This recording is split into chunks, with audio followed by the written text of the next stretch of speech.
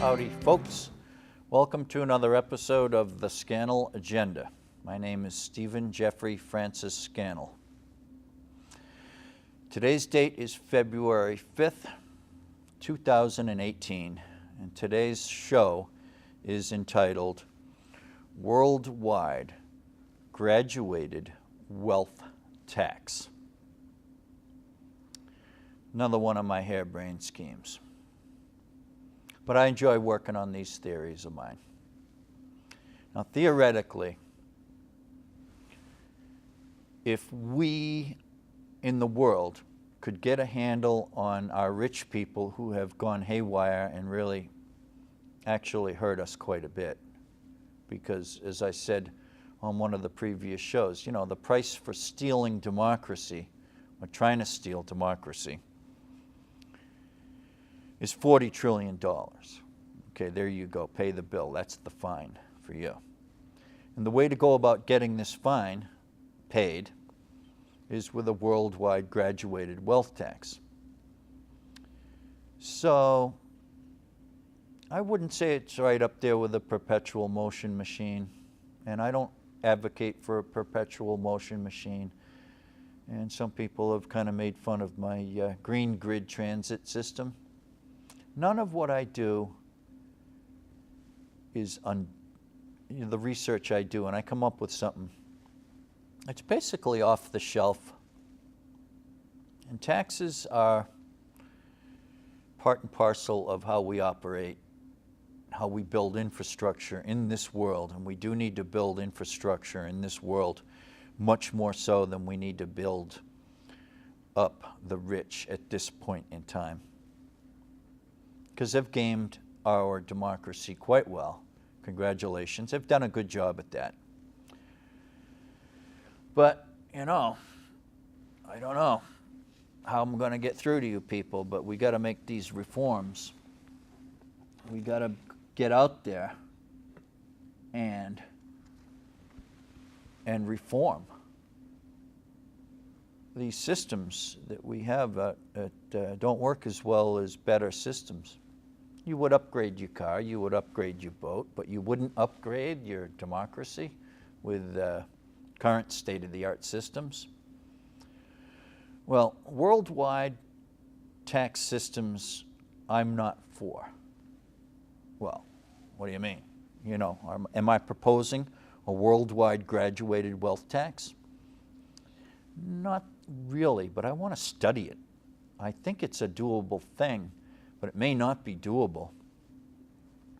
There are all kinds of tentacles involved if you try to do something like this on a worldwide basis. It's like a balloon, one of those long balloons. You know, if you squeeze it here and here, it's going to pop out over here and here. In other words, the money's just going to go elsewhere if you try to tax the money. So I know that. I mean, we all know that, basically. So I'm dealing with the theory here that if it were possible for the world to get together through the United Nations, perhaps, and some of these big countries and smaller countries might look at this situation and say, the disparity, you know, that's the battle cry, you know. And although some of these rich people are very good and they're going to give the money back in some form of a foundation, etc., no, that's all well and good, but in the meantime, taxes have to be such that they are fair. And they're not fair at this point in time for two reasons. There's a lot of money wasted, number one, and a lot of people are taxed more than others, let's say. And that's oversimplified, of course. So with a worldwide graduated wealth tax, what you'd have to do is either get the countries on board, and let's say if the wealth were in Japan or China or USA or France or Germany or Britain, you know, the people that own the wealth in each of these countries would be taxed for their window tax wealth. In this, on the Cape, they used to have a window tax when we were part of Great Britain. And they'd come in and count the windows and tax you on your windows here on the Cape. So if you had a lot of windows, you had to pay more in the 1600s. So let's go through this now. What would the mechanicals look like of a wealth tax? How would you pull it off? Well, it would be basically like a graduated income tax, only the wealth tax might happen every 5 years, and it might happen that it was a small percentage every 5 years, but the more money you owned, or the more assets you own, the higher you pay. It's graduated. Okay. So 0 to 5 million, I have here 0. You wouldn't even register if you're under 5 million. So 5 to 10 million, here I have 1/10 of 1%. It gets you in the mood to pay your wealth tax every 5 years, let's say, or every 7 years, or every 3 years. I'm not sure how this would work. It's just a theory I'm working on. So let's just say we had people pay at ages 10, 15, 20, 25, 30, every 5 years on your birthday for your 10th birthday, 5th birthday, increments of 5 or 10. You could call it the birthday tax. How much wealth do you have? And then you'd be taxed. Okay, so here I have between $5 and $10 million, you'd pay 1/10 of 1%. And then, so you'd pay that every certain period of time. Now that would graduate to $100 million. Gradually that percentage would go up, and if you had $100 million, you'd pay a 1% wealth tax. And then between your value of your assets now between 100 million and 1 billion, that would graduate to, I have it here, I mean, it's all adjustable. I don't know if this is how good this would be, 3%. So between 100 million and 1 billion, you'd be paying a 3% tax on your wealth, on your holdings. So now you go from a billion to 5 billion, and then you'd be up in the 4% bracket, just for that amount of wealth. And for anything under the 5 billion, you'd pay the lower tax. Or, I don't know, maybe you should pay the whole tax of 4% on the whole ball of wax. That might be the way to go. This is just theory. So we need to have these people pay because I got thrown in jail. And this is also known as a grudge tax or a sin tax for the sin of damaging democracy. It's also, as a practical matter, something we need to do is collect money and support infrastructure growth. And where is the money? I don't know. Why do you rob banks? Because that's where the money is. That's the famous saying. So this would be like, to them, this would be like robbery, because they made the money, and the money is theirs. Now, it's been an unwritten rule, if it's their money and they already paid taxes on it, it's their money, you should leave it alone. Leave these people alone. That's wrong. Okay, you didn't leave my democracy alone. You came after Judge Poland when you came after me. And the fine is $40 trillion for doing that. Governor Weld helped. That's when the oligarchy started, 30 days after Governor Weld took office. He made good on his unholy promises. Okay, 5 to 10 billion in assets, 5% tax. 10 to $100 billion in wealth, 7%. Every 5 years, 7%. You'd be squawking about that if you were rich, right? Oh, it'd be like the worst thing in the world. Okay. So what's wrong with doing this? Worldwide graduated wealth tax. First of all, worldwide, that indicates worldwide governance, which I'm opposed to. I believe in national sovereignty.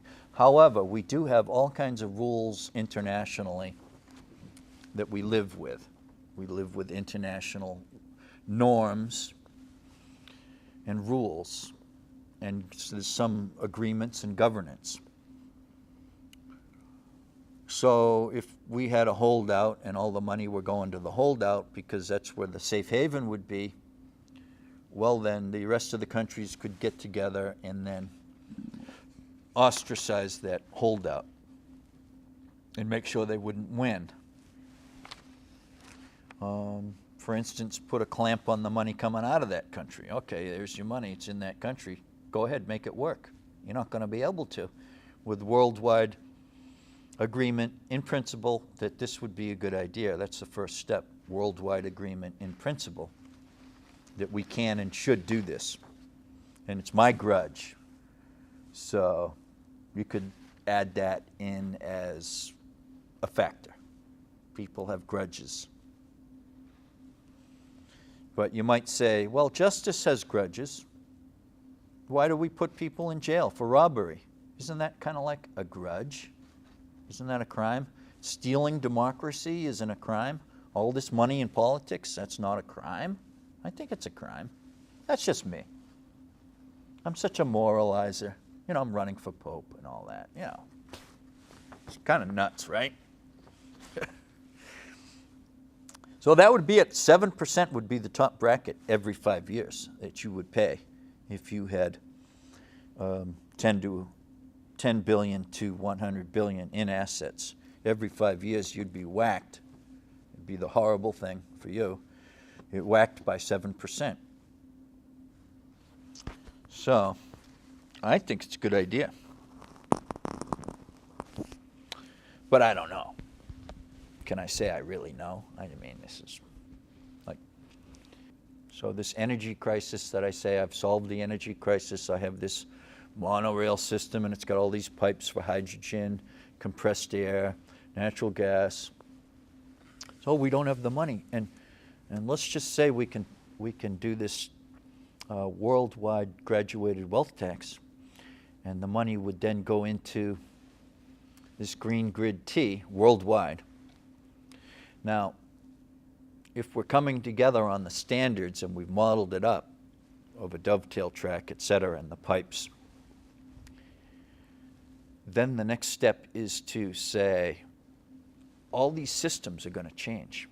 In other words, we're going to have a conduit in these dovetail tracks for the monorail system and our subway lines and our train system.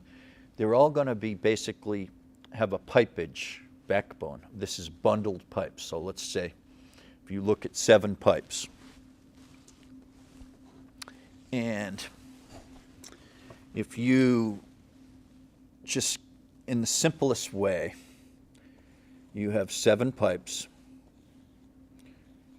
okay, and they are bundled together.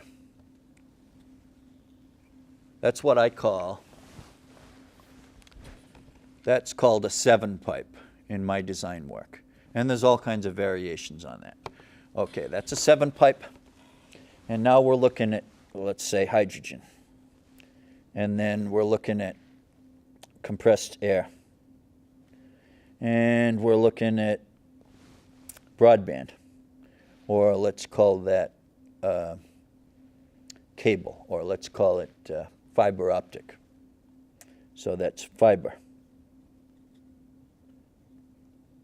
And then you got water. And then you got sanitation. And then you got natural gas. And then you got sanitation again. And you'd have all these, you'd have triple this. So you'd have breakdowns of water, you'd have breakdowns of fiber optic, breakdowns of hydrogen and compressed air and oxygen rich. Just you'd have all these pipes. Multiples of pipe.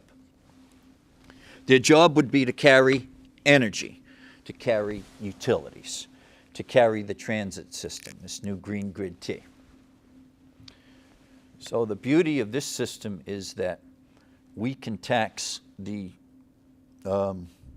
fiber optic, which, let's just say in broader terms, this is telecommunications. We can come in and buy out that whole not the whole thing, because you wouldn't be buying out this studio, you wouldn't be buying out everything. You'd be buying out the transmission of communications for the computers and television, et cetera, et cetera. So this is of a magnitude of reform that would be earth-shaking. In other words, Comcast wouldn't like that too much. Much as I love Comcast, don't we all? We're going to buy them out. Why are we going to buy out Comcast, et cetera, and all these cable companies, telephone companies and Sprint, you name it, buy them all out. Over time, you'd buy them out and you would trade their stock for consortium holding stock, and you'd keep a lot of the personnel, but you'd shift over, you'd have a capital transformation because of the conduit that you now have that is a publicly owned transit system conduit. You'd have to justify the payment of a lot of taxes to people who had a cell phone. So that's my flip phone, because I'm dumb. I have a smartphone, but I can't pay for it. I'm also poor and dumb. Anyway, I think a significant percentage of this whole green grid GGT, can be handled and put on the backs of this fiber optic conduit. It would be a small percentage of the cost of the system to run all these cables through the system and then get them connected up by your utility workers who also double duty as firemen. I've got that all figured out, such as it is, such as I have the capacity to figure these things out, which, as I mentioned, if I weren't persecuted, I wouldn't have had all this time on my hands. So it's a good thing I had the time on my hands. I'm not a rich kid with a trust fund, but I was pushed, okay? I was pushed into all this work. That's how I see it.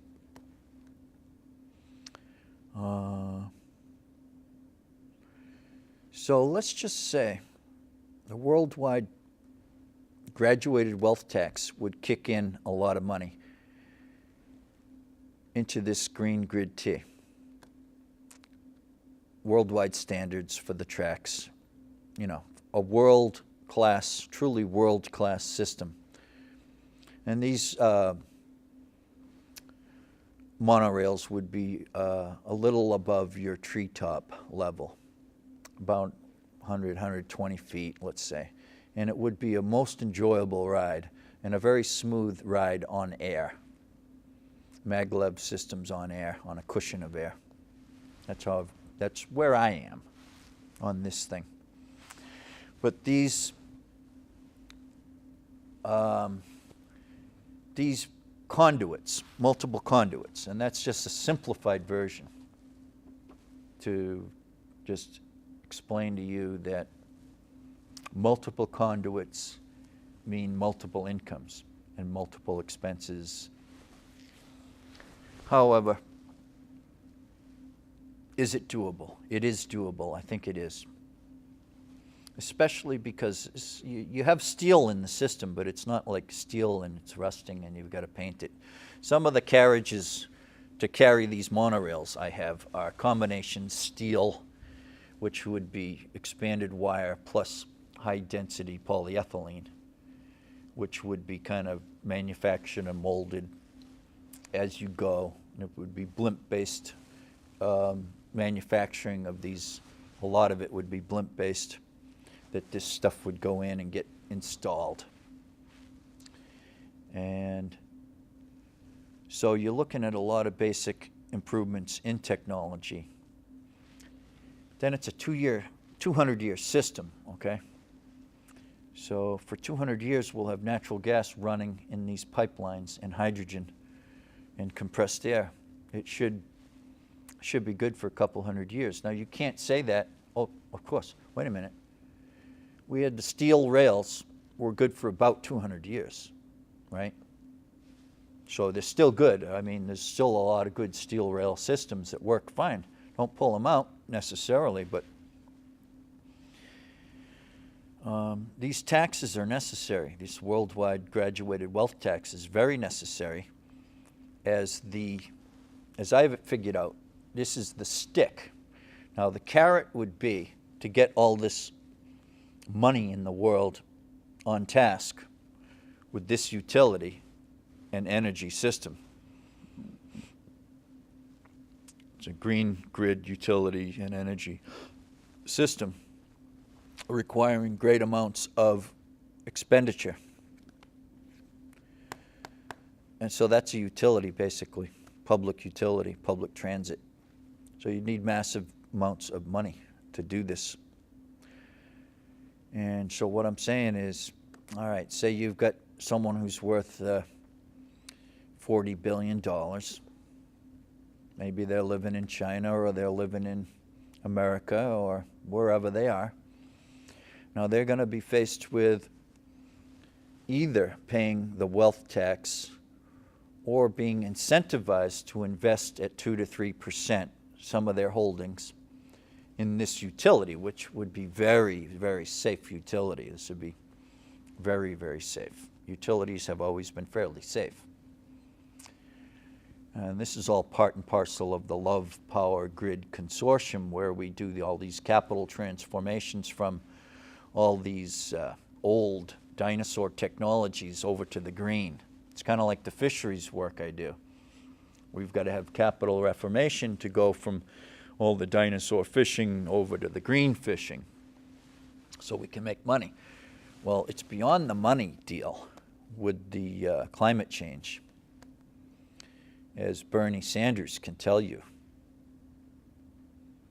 I'm a big Bernie Sanders fan and a big Trump fan. I think I'm a bigger Trump fan than a Bernie Sanders fan, although I never got the opportunity to pick and choose between one or the other. And I don't know what I would have done if I had that choice. And I was saying on Facebook to some of my friends, I don't know. I may have voted for Bernie over Donald. Don't know. I wasn't given that choice. Okay, there's all kinds of problems politically, but you know, I can't be sidetracked into this stuff. A little bit of time on Facebook, but I can't be sidetracked into all this hogwash going on now. I do think it's bigger. What's going on now is bigger than Watergate and what has happened with these elections last time around. And I do think it's a miracle that Donald Trump got elected. I think God was behind that miracle. I think God does step in and save the world. But we've got to do our part. And so we need this worldwide graduated wealth tax. Onerous to the billionaires, yes. But they've got to carry their load, and they have not been carrying their load. They, I think, would benefit by this, as would the world. Because if the world's healthier, their money's going to grow faster. Now, we got all kinds of issues with the population control and environmental issues. And, you know, as I'm running for Pope, this is all has to be gotten after. All these issues are huge. These population control issues, I've been dabbling at these. They're huge issues. And they need a systems man who works on these puzzles to at least attempt to tackle these population issues. And I've gotten into it somewhat, but the groundwork, the foundational work is economic incentive. It's like a market quota system of population control. You have your market quota system of fisheries, and it touches a lot of the work I do, whether it's forestry systems or soil systems or recycling systems. It's basically all going to be coming around to basically the market quota system, or pick your own strawberries, or tax what you don't like and incentivize or subsidize what you do like. It's very basic from that standpoint. So population control has to happen, I believe. It's imperative. And any pope worth his salt will be into these issues. That's why I say I'm running for pope. It's a common thing. So I don't know where that's going to get me, you know. You think they'll vote for me? I don't know. You going to vote for me? It's these population issues, which are some of the most important issues in the whole world right now. It's the biggest environmental issue we got going on right now, second to global warming immediately on our plate. And the one thing that does solve global warming is the green grid transit system, green grid T. It solves it if anything does solve it. If anything is the silver bullet, this is the silver bullet, this monorail system. It's a monorail system. But what carries the monorail system are all these pipes. And what's in all the pipes? Green energy. And some fossil fuels like natural gas. So it's not like only green energy is allowed here. I'm not a snob. I like coal, I like oil, I like natural gas, I like all this stuff. So, anyway, how do you feel about taxing billionaires? Oh, well, that's a slam dunk for some people. Oh, sure, yeah.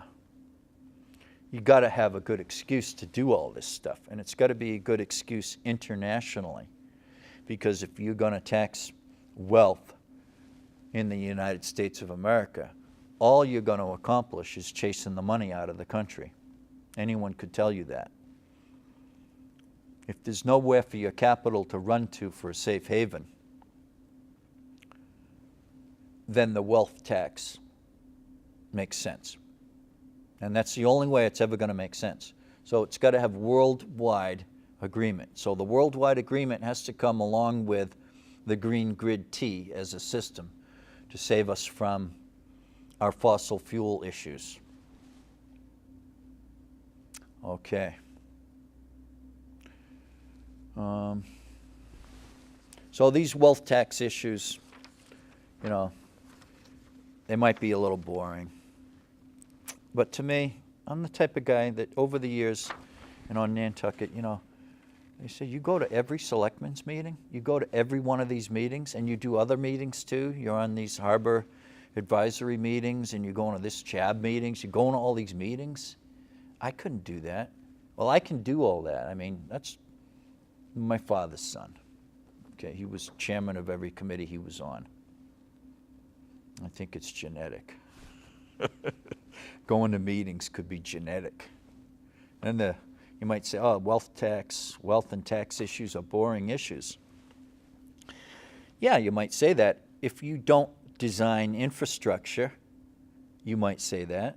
If you're a person who designs public infrastructure systems, such as fisheries systems, that's an infrastructure system. So that would be boring to you if you didn't do any of this work. You know, well, where are you going to get the money? Well, that's why you're interested in taxation systems. These issues of rich and poor, you know, are divisive, you might say. Maybe. Tax issues might be divisive. So let's make it easy. Let's make a deal to make it fair and easy. Now, a 10-year estate tax, it's not a death tax, but a 10-year estate tax, it could be from the time you're 10 years old to the time you're 90. But I would say, as I think about this, I would say every 3 to 5 years, depending on your birthday, probably every 3 years, depending on when your birthday falls. And I'm going to have to wrap it up, but this goes with the sales tax. It goes with the mega system for food, soil, and recycle. It goes with the market quota system. And it's certainly, for the big one, the big ticket item in this century will be the Green Grid Transit Authority. We can get all this stuff done. Amen. We can get it done by the grace of God. Thanks for watching the Scannell Agenda.